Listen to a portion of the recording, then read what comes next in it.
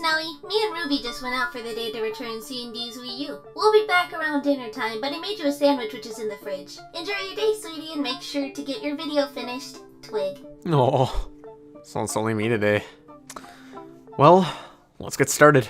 Gorillaz is by far my favorite band. Because, I mean, Maddie don't put problems in their musicians, but you know. I love just their music in general, but as well, the whole image of the characters and how they all have stories to them and how there's just this continuous thing going on, which I realized not many people know about. So to celebrate the release of the new album, I thought, let's catch you up on everything. So, you know what's going on. Quick thing though, there's quite a few moments in the story where things don't line up.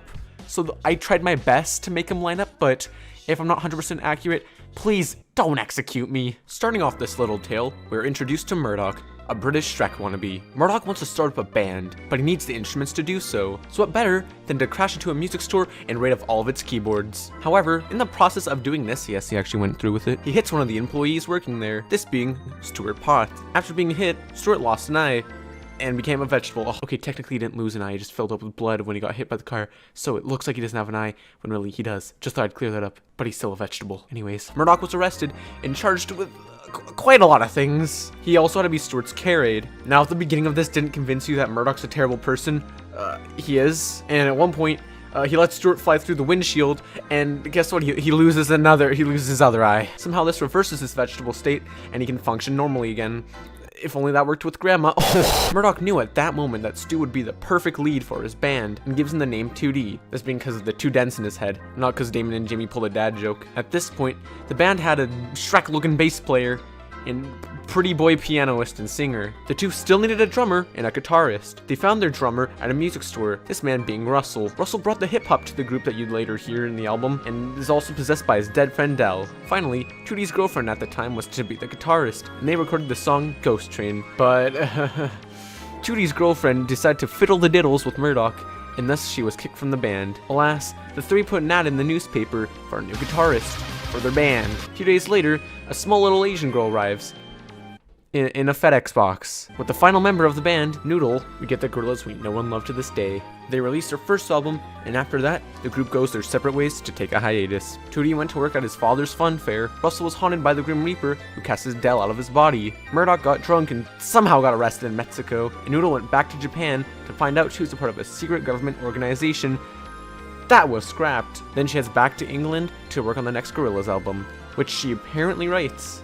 Like, a lot of it. After all of this, and the group getting back together somehow, Demon Days was released. While filming the music video for Almana, the island she was on got gunned down by the Boogeyman's minions, but she makes it away safely with a parachute. However, no one else knew that, so 2D and Russell look for her, but to no success. Noodle calls through a radio pleading for help like a year later, but never said her location. Murdoc assumed she was in hell, so he looked for her in hell. You know, Gorillaz lore is very interesting, to say the least. Slowly, the members left the band after being super depressed about Noodle, and it was just left to Murdoc. Murdoc ran low on money, so he burnt down the Gorillaz studio, Kong Studios, and blamed the fire on some kids so he'd get the insurance.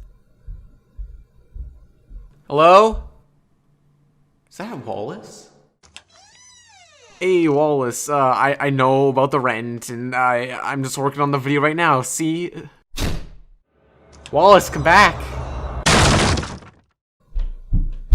Why can't I move? What happened? So it's at this point in the story where we get to Plastic Beach, aka Phase 3. The timestamp should speak for itself because Phase 3 is probably the most lore heavy and has a lot of explaining. Just for my sake, if you don't understand what's going on, don't tell me, cause half the time I don't even know what's going on. Murdoc, alongside being poor, is also running from a deadly underground network called the Black Cloud. He goes looking for a new HQ and comes across Plastic Beach. Murdoc wants to make a new Gorillaz album, but couldn't get a hold of Russell or Noodle, which leaves 2D. So what better to do than to kidnap him and have him shipped to the beach? 2D agrees to do the vocals, mostly because he's too afraid to say no to Murdoc. Murdoc gets a drum machine to mimic Russell and gathers Noodle's DNA from the island to create Cyborg Noodle for the sole purpose of playing the guitar. Okay, I lied. Cyborg Noodle's also like a freaking war machine packed to the brim with weapons. We can vac ban that. Anyways, Murdoc kidnaps all kinds of artists to record the new album. However, when Russell finds out about this, what Murdoc did, he ain't too happy about it, so he goes after him. Meanwhile, Noodle's on a ship, which gets gunned down by the black clouds. Everyone is forced to abort, but you know, she doesn't care. She shoots that gun at those dudes. Oof. Finally, Noodle is forced to abort, so she grabs a guitar and a life raft, and is just on the sea, you know, until all of a sudden, she's found by a giant freaking Russell. Russell somehow ate some really toxic food, which made him really, really big. Murdoc somehow becomes aware that Noodle's alive, and gets all the album collaborators to search for Noodle, but they fail. We finally meet giving some sort of back massage to giant seal freaking thing. Then he just runs off. We later find that people hunting down Murdoc surround Plastic Beach, and the boogeyman also brings some of his dead pirate friends. Tootie is also about to get swallowed by a whale when Russell and Noodle come to save the day. Well, they save Tootie and then they just piss off again. Murdoc flees the island in a rusty submarine with Cyborg Noodle, and Tootie gets swallowed by another whale apparently. Murdoc is found by a battleship owned by EMI, music industry giant. Apparently, EMI sent a fleet of ships to look for the Gorillaz. Murdoc was captured and taken to a secret prison in London. He made a deal with Entertainment Internal Affairs to write another Gorillaz album so he could be set free. After that, he moves into a new house. While Russell and Noodle are moving away, Russell gets mistaken for a whale and gets harpooned. Then Noodle is swept away. Russell washes up on a North Korean beach, where he becomes the exhibit and later just the country's main attraction. However, he shrinks back to a semi-normal size and was released and heads back to Murdoc. Noodle wakes up in a Japanese fishing village where she takes a job after the dude that nurses her back to life, she wants to pay him back. Noodle accidentally releases a demon from a pearl shell, which escapes, and Noodle tracks it down to Tokyo, where she beheads him. After all this goes down, she ships herself back to Murdoc's house in London, in a FedEx box. Old habits die hard. Finally, the whale that swallowed 2D eventually dies, and its carcass washes up onto a desert island. Then it's up to 2D to survive on only whale blubber. It turns out 2D was actually in the, and sorry if I butcher this, Guadeloupe off the Mexican coast, and was in the middle of a beach rave. 2D stayed there for the rest of the year until he got fired from weaving friendship bracelets. Then he returns to London, where he is reunited with the rest of his bandmates. Everybody moves into a janky apartment where it seems everything is back to normal, and Russell's slowly shrinking, but he's sleeping on the roof with the